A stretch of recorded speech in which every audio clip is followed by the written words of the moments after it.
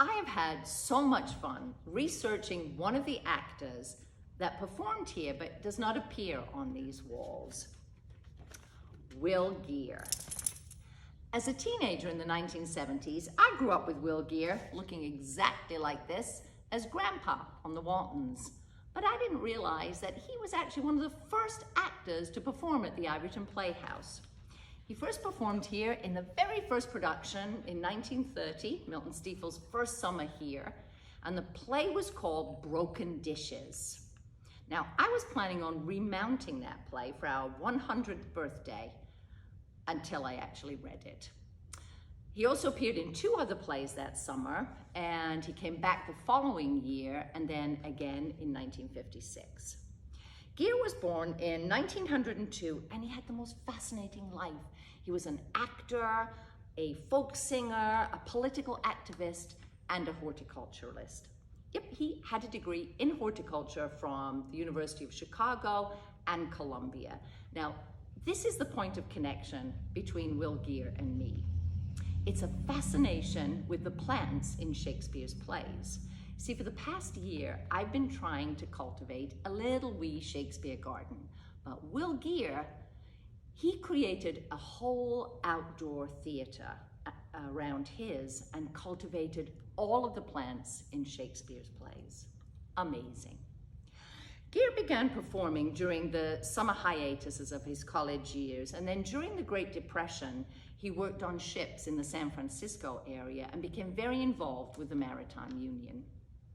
In 1934, he met Harry Hay while he was performing in a production in San Francisco. Now, Hay was both a gay man and a communist. The pair became lovers, and then Geer joined the Communist Party. Now, the same year, he also met a woman called Herta Ware. She was also a communist. They met at a Maritime Union benefit, and the pair were married that year. So the affair with Hay and the marriage to Ware happened at the same time. But hey, they were bohemians and free thinkers, and good luck to them. Geer's career was largely focused on Broadway over the next dozen years, and in fact, he appeared in the original production of The Cradle Will Rock and the original production of Mice and Men, both 1937-38. Throughout the 30s and the early 40s, Geer was very active in bringing folk music to migrant workers' camps and to union halls, and he collaborated a lot with Woody Guthrie, Burl Ives, and Pete Seeger. From 48 through 51, he had a very active career in the movies as a small-time player, largely in westerns.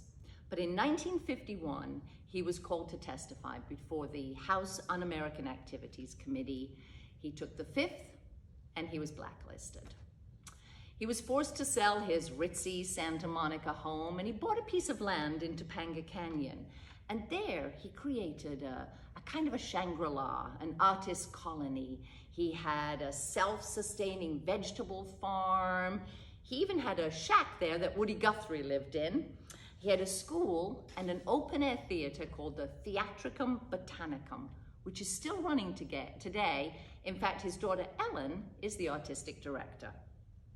Then in 1972 came the blockbuster success of the Waltons and the national acclaim that had eluded Geer for most of his career.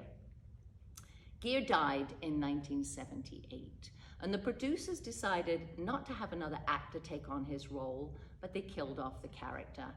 And if I remember rightly, there wasn't a dry eye in the house. So, thank you, Will.